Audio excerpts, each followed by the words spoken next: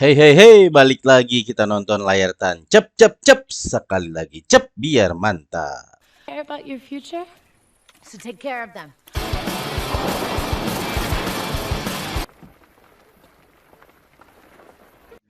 Ada sebuah keluarga yang sedang menikmati makan bersama. Lalu ada suara ketukan di pintu. Ketika si bapak mendekat, tiba-tiba pintunya meledak dan ada pria bertopi masuk lantas membantai seluruh anggota keluarga itu. Lantas si pria bertopi memotong jari tangan kepala keluarga itu dengan kampak lalu membawanya pergi.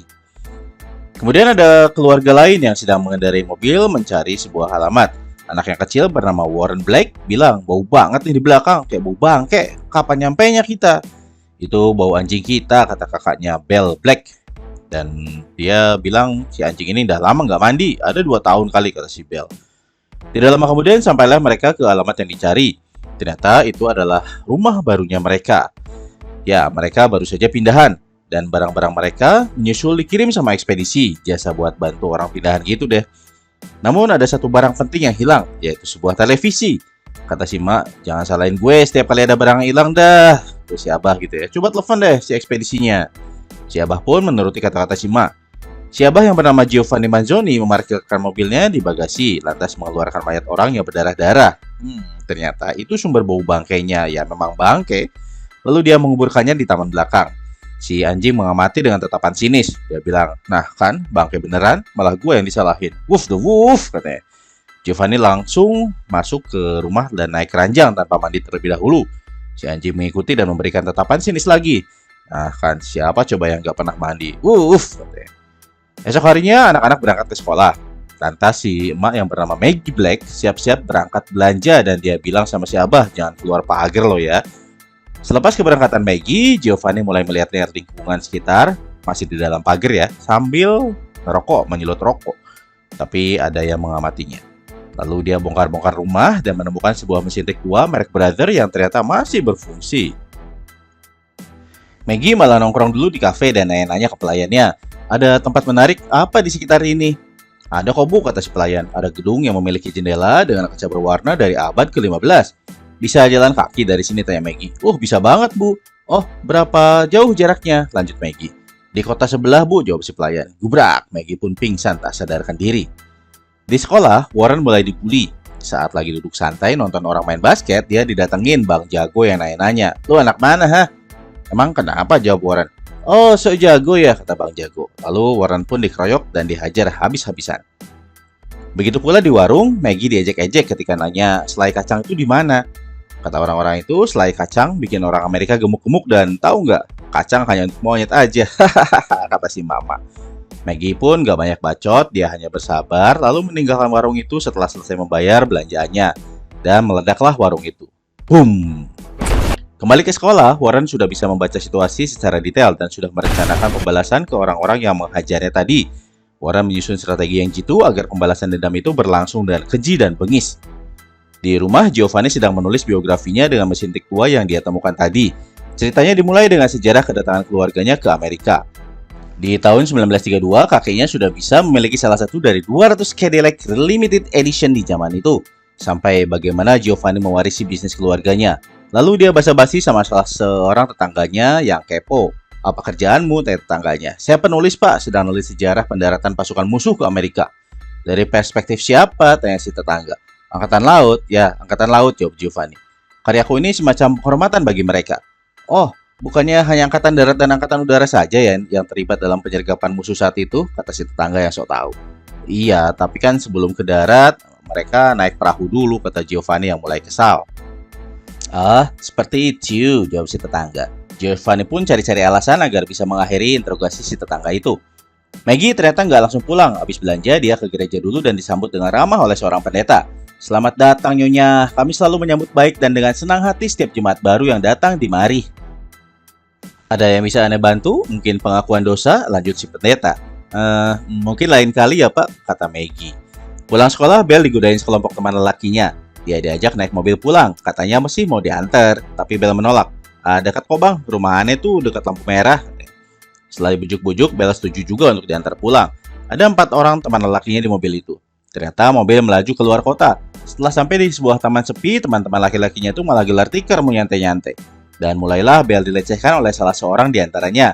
Belle lantas menghajar habis temannya itu sampai teman-teman yang lainnya nggak bisa berkata-kata. Belle pun memberi nasihat kalau wanita bukanlah mainan yang bisa dicumbu di taman. Hormatilah mereka dan perlakukan mereka dengan baik dan sopan. Belle pun pergi dengan menggunakan mobil bocil-bocil yang lagi pipis di celana karena ketakutan itu. Mama. Sesampainya di rumah, si Abah nanya sama setiap orang, "Gimana kegiatan kalian hari ini?" Mereka pun serentak menjawab, "Baik-baik aja kok, Bah." Di penjara, Don Lucchesi sedang dilayani oleh penjaga penjara. Dia dikirimi jari orang yang dibunuh di awal film tadi. Don mencocokkan jari itu dengan sidik jari targetnya. Ternyata bukan, dan anak buahnya disuruh terus mencari. Don ternyata seorang Godfather. Ketika mereka sedang makan bersama, pintu diketuk. Giovanni membukanya dan dia mengenali orang tersebut, yaitu Robert Stansfield. Lalu terjadilah interogasi oleh Stan. Stan terlihat seperti cicak, demanding, nyuruh gini, nyuruh gitu sama Giovanni. Ternyata mayat yang dikuburi Giovanni tadi adalah penjual lobster yang menipunya. Scene berpindah ke masa lalu ketika sedang pesta. Maggie begitu heboh ketika ketemu emak-emak yang lainnya. Lalu dengan riang gembira mendekati suaminya Giovanni. Dan tiba-tiba Don menyuruh orang-orang membunuh Giovanni. Ternyata hanya mimpi. Suatu hari ketika Giovanni sedang menulis cerita dengan mesin tik kunonya itu, dia merasa haus lalu memanggil-manggil Maggie minta secangkir teh, tapi Maggie nggak muncul-muncul. Lalu Giovanni ke ruang tengah dan melihat Maggie sedang mani-pedi. "Dah, jangan berisik," kata Maggie. "Itu pipa di rumah kita berkarat kali, airnya kotor banget. Benerin, Gih." Lalu Maggie mampir ke rumah seberang membawa makanan di mana ada 2 orang lelaki di situ. Mereka adalah FBI yang menjaga keluarga Maggie dalam program pelindungan saksi. Maggie pun nongkrong sambil ngobrolin makanan yang masuk ke tubuh dan pengaruhnya bagi tubuh, sementara 2 orang pria itu makan masakannya Maggie dengan lahapnya. Di sekolah, Warren mulai menjalankan strategi dan politiknya untuk membalas orang-orang yang memukulinya tempo hari. Dia bernegosiasi dengan beberapa siswa lain yang memiliki sesuatu yang dapat membantu proses balas dendam itu. Sementara itu, Belle memukuli teman yang mencuri kotak pensil pinknya sampai tak sadarkan diri di toilet. Belle mulai tertarik pada seseorang di sekolah itu. Dia adalah mahasiswa matematika yang jadi guru pengganti sementara di sekolah itu bernama Henry. Ternyata Maggie punya maksud tersembunyi dengan memberikan makanan pada FBI itu. Maggie menggali-gali informasi soal tetangga-tetangga yang telah diawasi oleh kedua orang FBI itu. Datanglah tukang ledang yang selalu terlambat. Tapi dia malah ngerjain Giovanni dan mencari-cari alasan agar dapat duit lebih. Dia bilang sistem perpipaan di rumah Giovanni sudah tua banget dan harus diganti semua. Dan Giovanni disuruh bayar DP dulu, separuhnya, lalu mencari jadwal lagi karena si tukang ledang itu lagi sibuk-sibuknya katanya. "Saya sudah pengalaman 5 generasi loh jadi tukang ledang," katanya.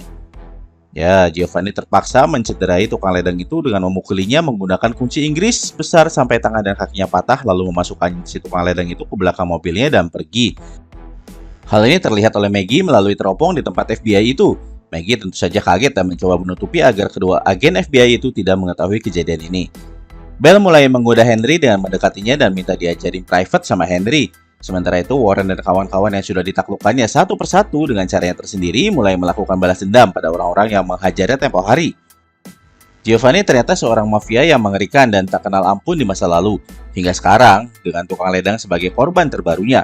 Pada dokter, Giovanni mengatakan kalau tukang ledang itu jatuh dari tangga, lalu palu yang dibawanya mengenai kepalanya. Giovanni adalah mafia bengis dengan beberapa prinsip. Di antaranya adalah dia tidak pernah menyalahkan orang lain, dia selalu menyelesaikan pekerjaan yang diberikan padanya dengan tuntas, dia tidak pernah menghina orang yang takut padanya. Bahkan pada masa-masa kejayaannya, polisi pun enggan cari ribut sama dia. Dalam perlindungannya, orang bisa makan dan tidur enak, dan dia tidak pernah menyakiti siapapun tanpa alasan jelas. Seperti si tukang ledang tadi yang memang cari gara-gara ya, sehingga Giovanni memukulinya sampai tulang-tulangnya patah. Malamnya, Maggie bersantai di sofa sambil ngebul. Giovanni pun ngomelin istrinya itu. Lalu Maggie ngomelin balik Giovanni karena melukai tukang ledang satu-satunya di situ dan nanya sekarang siapa yang akan memperbaiki ledangnya. Terus, siapa yang akan bangun supermarket yang terbakar beberapa hari yang lalu itu, kata Giovanni. Akhirnya Maggie pun nggak bisa berkutik lagi dan mereka mulai bermesraan lalu bercanda bersama. Esoknya, Belle curhat sama Maggie soal si dosen pengganti itu dan Maggie pun menasihati Belle habis-habisan. Jangan gegabah, jangan terburu-buru, jangan ini, jangan itu ya, seperti layaknya seorang emak pada anaknya. Maggie pun merencanakan mengadakan pesta barbeque untuk lingkungannya dalam rangka untuk lebih mengenal para tetangganya itu. Kata Warren, orang-orang di sini maunya junk food Amerika yang berlemak dan berminyak. Mereka juga sukanya warna-warni, hingar-bingar, dan segala sesuatu yang berlebihan. Tibalah saatnya pesta barbeque itu. Setiap orang di lingkungan itu datang berbondong-bondong. Begitu pula dengan kedua FBI tadi yang disuruh bergabung di pesta itu oleh Stan, bosnya. Sisi rumah menyambut tamu-tamunya itu kecuali Giovanni yang masih sibuk sendiri dengan mesin tiknya. Maggie memperkenalkan anak-anaknya pada tamu-tamu yang datang. Warren pun mencoba berbaur dengan ngobrol sana-sini, tapi ada aja tetangga usil yang nyolong sendok garpunya Maggie. Saat Maggie mengetahuinya, dia mengancam tetangga itu untuk mengembalikan curiannya itu atau tulang-tulangnya akan dipatahkan. Sadis. Karena tamu semakin ramai namun Giovanni nggak keluar-keluar juga, Maggie menyuruh Belle untuk memanggil abahnya itu. Kalau nggak keluar dalam waktu 5 menit, Maggie akan membakar rumahnya, ancam Maggie. Saat Belle menjemput abahnya malah curcol. Abah belum bisa berbuat yang terbaik bagi kalian, maafin abah ya nak. Abah ngomong apa sih? Ayo kita keluar sebelum membakar rumah kita, kata Belle. Giovanni pun mulai berbaur dengan para tamu dan memanggang daging untuk disajikan. Tapi para bapak-bapak yang berkumpul di sekitar Giovanni malah menjelek-jelekan panggangannya Giovanni. Ada yang bilang arangnya kurang bagus lah, dagingnya kurang seger lah, Giovanni yang penulis itu tidak berbakat ngegrill daging lah, dan lain sebagainya sampai Giovanni naik pitam. Untungnya Stan pun datang bergabung. Mereka pun ngobrol berdua soal program perlindungan saksi itu dan beberapa hal tentang masa lalu mereka. Saat pesta usai, Belle yang mengundang Henry tidak melihat batang hidungnya Henry. Belle pun kecewa, tapi Maggie mencoba menenangkannya dengan mengatakan mungkin Harry lagi sibuk belajar di perpustakaan dan lupa sama undangannya Belle. Dah, bantu mah beres-beres aja yuk, kata Maggie pada Belle. Saat akan pergi, Stan bercerita pada Giovanni kalau saksi yang terakhir dia lindungi tewas mengenaskan bersimbah darah karena tidak menurutinya. Stan sebetulnya tidak setuju dengan pesta barbeque barusan karena akan terlalu banyak orang yang tahu keluarga Giovanni dan membahayakan program perlindungan saksinya. Tapi Maggie emang ngeyel. Esok harinya, Giovanni mendatangi kantor wali kota dan mempertanyakan kaitan pembuangan limbah yang baru dengan keruhnya air di rumah dan lingkungannya. Wali kota bilang, kami sudah melakukan yang terbaik, Pak, dan semua solusi yang mungkin sudah kami lakukan. Giovanni pun pergi, tapi masih dengan rasa gondok karena wali kota hanya mempingpong Giovanni saja sebagai warganya, bukannya diurusin. Di sekolah, Belle menemui Henry dan menanyakan kenapa kemarin gak mampir ke pesta barbeque di rumahnya. Mereka pun bercakap-cakap. Dan Henry mengatakan kalau sebentar lagi Henry akan pergi ke Paris untuk mencari pekerjaan. Belle sedih karena akan ditinggalkan oleh pujaan hatinya itu. Lantas Giovanni menyelidiki lebih lanjut soal keruhnya air itu. Dia mendatangi tempat pengolahan air bersih di kota itu dan mendapatkan informasi dari penjaganya kalau airnya memang sudah keruh saat tiba di situ. Katanya hanya ada satu kemungkinan penyebab air keruh itu, yaitu pabrik pupuk di sekitar situ yang membuang limbah sembarangan. Di gereja, Maggie berniat membuat pengakuan di bilik pengakuan. Tapi Maggie memastikan dulu bahwa si pendeta memang terikat dengan ketentuan atau sumpah untuk menjaga kerahasiaan pengakuan jemaatnya. Pendeta pun mengatakan jangan khawatir, saya terikat sumpah kok. Maggie pun bercerita tentang perbuatan-perbuatan buruknya di masa lalu yang menyakiti banyak orang. Sementara itu, Warren ditagih tugas oleh gurunya soal cerita pendek dengan permainan kata yang bermakna ganda untuk dimuat di koran sekolah. Lantas, dia teringat kata-kata Don Lucchesi yang dia dengarkan saat dia kecil. If it's good enough for you, then it's good enough for me. Maka kalimat itulah yang ditulis oleh Warren dan dikumpulkan lalu dicetak di koran sekolah. Koran itu dibawa ke tempat kerja oleh salah seorang ortu siswa di sekolahnya Warren dengan naik KRL. Lalu sampai di tempat pembuangan koran dan majalah dan dipakai bungkus majalah oleh salah seorang pegawai di situ. Lalu jadi bungkus botol limun yang dibeli oleh Don Lucchesi dari penjara. Saat Don Lucchesi menikmati limunnya, dia iseng sambil baca koran bungkusnya itu dan menemukan kalimat andalannya itu di koran tersebut. Lantas dilacaklah tempat terbitnya koran sekolahan itu dan hal itulah yang menyebabkan Don Lucchesi mengetahui lokasi Giovanni dan keluarganya saat ini. Giovanni menemui orang yang berwenang di perusahaan pupuk tadi, namun seperti biasa dia dikecewakan dan diremehkan. Bukannya saya kasar Pak Giovanni, kata CEO pupuk itu, tapi saya tidak punya banyak waktu nih. Iya Pak, tapi airnya keruh karena pabrik pupuk yang Bapak pimpin ini. Saya ingin air bersih sejernih kristal, kata Giovanni. Ya belilah air botolan, kata Pak CEO. Dan terpaksalah Giovanni mencederai orang itu. Dia mengikatnya ke belakang mobilnya, lalu Giovanni menyeret orang itu di aspal sampai berdarah-darah. Akhirnya orang pupuk itu pun memberitahu cara menjernihkan air keruhnya Giovanni, yaitu dengan menghentikan turbin di pabrik pupuk itu. Karena turbin itulah yang menjadi penyebab utama keruhnya air dan disalurkan ke penduduk. Lalu dilepaskanlah CEO pupuk tadi yang sudah tergeletak bersimbah darah tak berdaya di aspal. Sesampainya di rumah, ternyata Stan sudah ada di situ sedang membaca tulisannya Giovanni. Ngapain kamu baca naskahku? Tanya Giovanni. Ya sambil iseng-iseng nunggu kamu pulang dan memang itu kan tugasku, kata Stan. Kamu memang luar biasa membongkar aibmu sendiri di masa lalu di tulisan ini, lanjut Stan. Perdamaian dengan keluarga Esteban setelah kalian perang soal wilayah, banteng bodoh FBI yang menghancurkan hidupmu selama 6 tahun terakhir ini dan bernama Stan, pemalsuan pajak yang kamu lakukan dan kalau sampai ini tersebar ke masyarakat, kamu akan kuhabisi, ancam Stan. Sini tulisan kamu yang sisanya, kata si Stan itu. Aku tak sabar membaca endingnya. Dan Stan pun pergi. Di sekolah, Belle kembali menggoda Henry. Karena sadar waktunya sudah gak banyak dengan Henry, Belle tancap gas. Dia melepas dalemannya dan memberikannya pada Henry. Henry pun tercengang kegirangan. Kucing dikasih ikan asin yang diembat lah. Belle pun layah-layah ke pintu dengan manjanya dan Henry pun segera mendekat. Dan mereka pun bercanda bersama.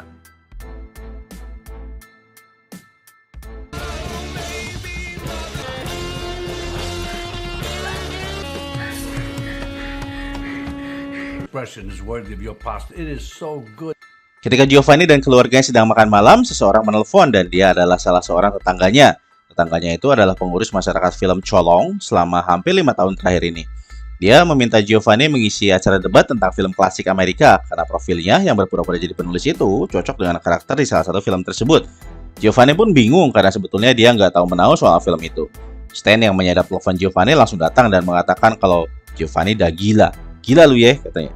Akan semakin terkenallah Giovanni di masyarakat sekitar, sementara misi utamanya Stan kan menyembunyikan Giovanni.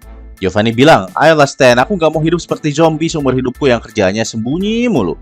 Datang aja bersamaku ke acara debat itu dan aku janji gak akan terlalu mencolok di sana. Stan pun setuju karena iba juga sama Giovanni yang selalu sembunyi. Don yang telah mengetahui dengan pasti lokasi Giovanni memerintahkan anak buahnya Morales untuk memburu dan menghabisi Giovanni. Dia ada di Normandy, kata Don Lucchesi sambil menunjukkan koran sekolahannya Warren itu. Sementara itu, Warren yang tingkah laku kurang baiknya mulai dicium oleh Dewan Sekolah, dipanggil oleh Dewan Sekolah itu karena 22 aduan soal tingkahnya Warren. Kekerasan fisik, penyelewengan, mengasari, penipuan, mengancam siswa, guru, orang dewasa, dan tindak kriminal lainnya. Di pabrik pupuk, Giovanni mulai menjalankan rencananya menjernihkan air ledengnya di rumahnya itu dengan cara yang ditunjukkan oleh orang pupuk tadi, meledakan turbin dengan bom waktu. Di rumah, Belle sedang asik-asik teleponan sama Henry yang udah di Paris. Belle nanya, kamu akan pulangkan ke sini dan bertemu denganku?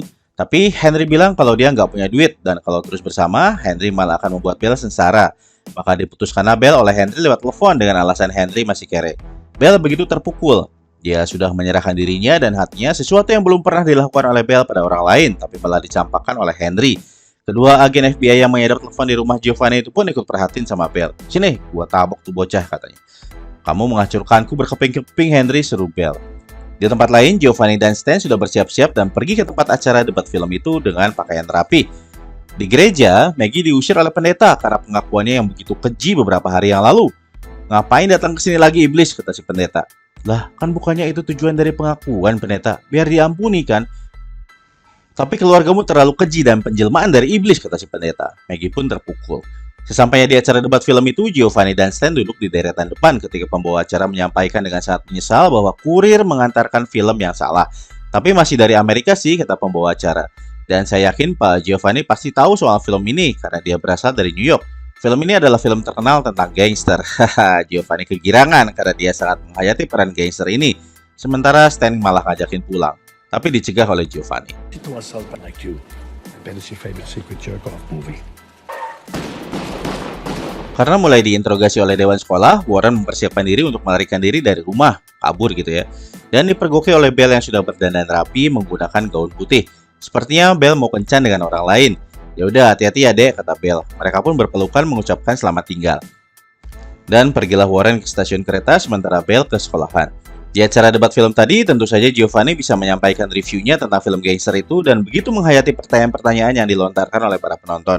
Penjelasan Giovanni begitu detail tentang para pemeran dari film itu sampai dia menganalisa kondisi kejiwaannya segala dan tahu apa yang ada di pikiran tokoh-tokoh film itu. Melihat hal itu, Stan hanya geleng-geleng kepala saja dengan gelisahnya. Wah, makin terkenal aja nih saksi satu yang gua lindungin ini, pikirnya.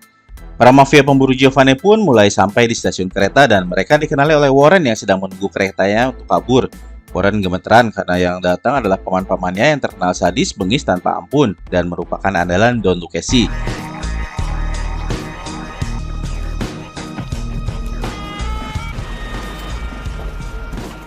Warren segera menelpon rumah tapi nggak ada yang nyautin karena abah lagi di acara debat film, emak lagi di gereja, dan kakaknya lagi kencan di sekolahan.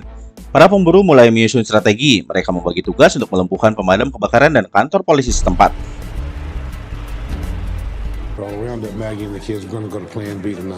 Ternyata Belle mau bunuh diri. Dia sudah berdiri di atap gedung untuk segera melompat. Belle yang sudah di atap gedung sekolahan tadi nelfon Henry pakai HP rampasan dari temannya untuk mengucapkan selamat tinggal. Tapi Henry bilang dia nggak bisa bicara sekarang karena lagi dinner sama bokapnya dan saudaranya yang cewek. Bel yang ternyata mau bunuh diri itu dengan cara loncat dari atap gedung sekolah tadi melihat ke bawah dan melihat paman-pamannya yang sadis bengis tanpa ampun itu keluar dari mobil dan masuk ke gedung polisi di seberang sekolah.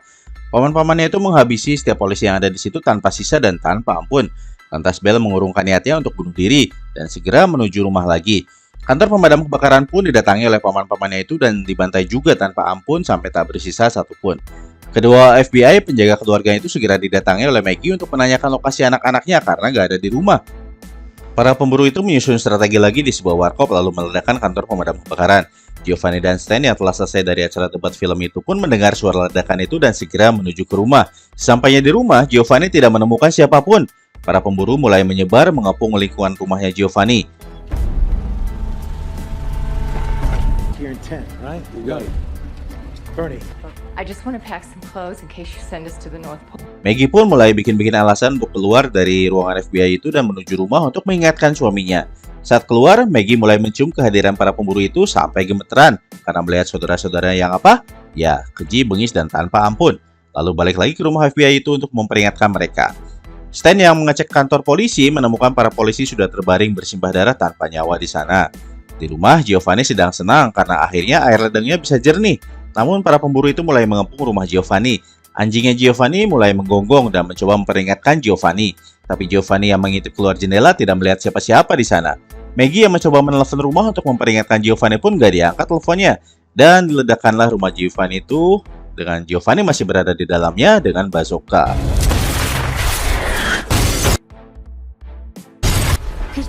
Tetangga-tetangga yang keluar karena mendengar suara ledakan bazooka itu pun segera ditembak mati oleh para pemburu itu. FBI yang sedang siap-siap untuk keluar dan melumpuhkan para pemburu itu pun keduluan dan terbunuh oleh para pemburu. Dua anggota FBI itu pun terbunuh oleh Bernie. Lalu Bernie menyapa Maggie. Di luar, Bel berhasil merebut sebuah senjata setelah melumpuhkan salah seorang pamannya dengan memukulnya di kepala. Begitu juga dengan Warren yang mengambil dua buah senjata otomatis dari bagasi mobil pamannya itu. Ketika Bernie akan melakukan ritual terhadap pengkhianat terhadap Maggie, yaitu menodai Maggie, Giovanni yang ternyata masih hidup dan mengendap-endap mencekiknya dari belakang.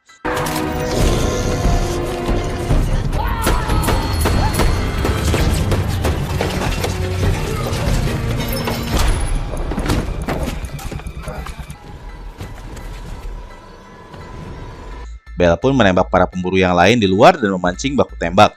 Beberapa anggota pemburu itu berhasil dilumpuhkan. Bernie tewas di tangan Maggie. Tidak ada yang tersisa dari para pemburu itu. Giovanni dan keluarganya pun pindah ke tempat lain.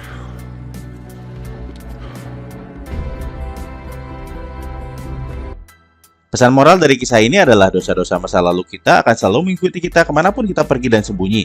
Oleh sebab itu, selesaikanlah jalan lari. Ada pesan moral lain? Komen ya coy. You just have, and for a couple of hours, I was the toast of the local film. Son of a bitch.